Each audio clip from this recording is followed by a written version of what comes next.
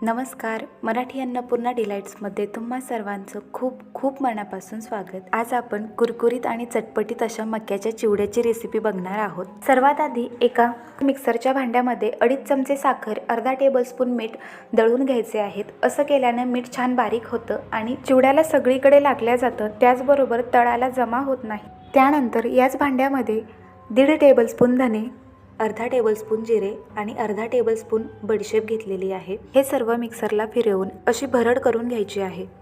मी इथे पाव किलो मका चिवडा, अर्धी वाटी शेंगादाणे, पाऊण वाटी पातळ खोबऱ्याचे काप, थोडासा कढीपत्ता, 3 चमचे पिठी साखर, यामध्ये अर्धा टेबलस्पून मीठ टाकून हे आपण बारीक करून घेतलं होतं. अर्धा टेबलस्पून लाल मिरची पावडर, अर्धा टेबलस्पून हळद, तयार करून घेतलेली भरड, थोड्याशा कापलेल्या हिरव्या मिरच्या, 2 टेबलस्पून तीळ आणि त्यानंतर पाव टीस्पून काळं मीठ आणि पाव टीस्पून आमचूर पावडर. चिवडा तळून घेण्याआधी एका जाडसर गाळणीने व्यवस्थित गाळून घ्यायचा आहे. त्यानंतर काळं मीठ, आमचूर पावडर, लाल तिखट, हळद आणि तयार करून घेतलेली भरड हे सर्व मसाले एकत्र करून घ्यायचे आहेत. सर्वात आधी आपण चिवडा तळून घेणार आहोत, तर त्यासाठी तेल एकदम कडकडीत तापू द्यायचं आहे. एक मक्याचा पापड टाकून बघायचा. एकदम झटपट वरती तळून आला की तेल व्यवस्थित तापलेलं आहे असं समजायचं. सगळा चिवडा आपण हाय फ्लेमवरच तळून घेणार आहोत. तेल जर कमी तापलेलं असेल तर चिवडा तेल जास्त शोषतो, त्याचबरोबर जास्त कडक होतो. अशा पद्धतीने चिवडा तळून वरती आला की लगेच बाजूला काढून घ्यायचा आहे. जास्त वेळ जर तेलात राहिला तर याला करपलेला वास लागू शकतो. चिवडा तळून झालेला आहे. त्यानंतर तेल थोडंसं थंड होऊ द्यायचं आहे आणि नंतर यामध्ये इतर गोष्टी तळून घ्यायच्या आहेत. चिवडा तळत असताना आपण तेल एकदम कडकडीत गरम केलेलं होतं. जर या कडकडीत तेलामध्येच लगेच इतर गोष्टी तळायला घेतल्या तर त्या करपण्याची शक्यता असते. शेंगादाणे छान खरपूस तळून घ्यायचे आहेत. खोबरं तेलात टाकल्यानंतर झाऱ्याने फिरवत राहायचं आहे.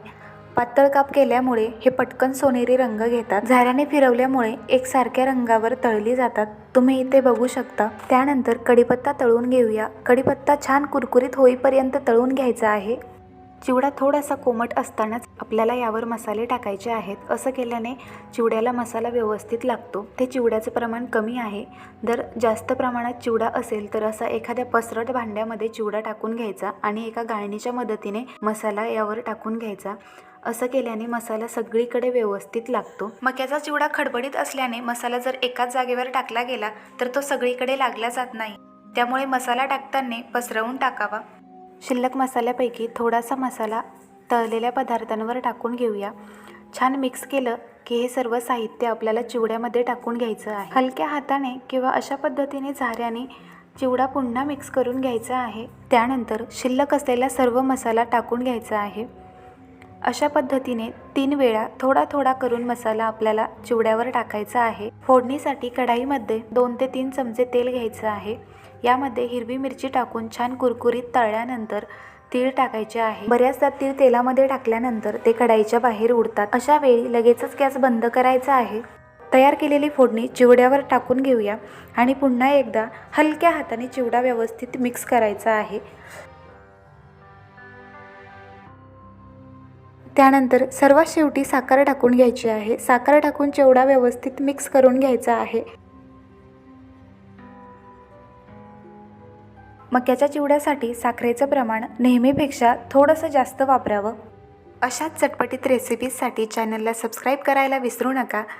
त्याचबरोबर व्हिडिओ आवडला असेल तर लाईक शेअर नक्की करा. पुन्हा भेटू अशाच एका मस्त रेसिपीसोबत. धन्यवाद.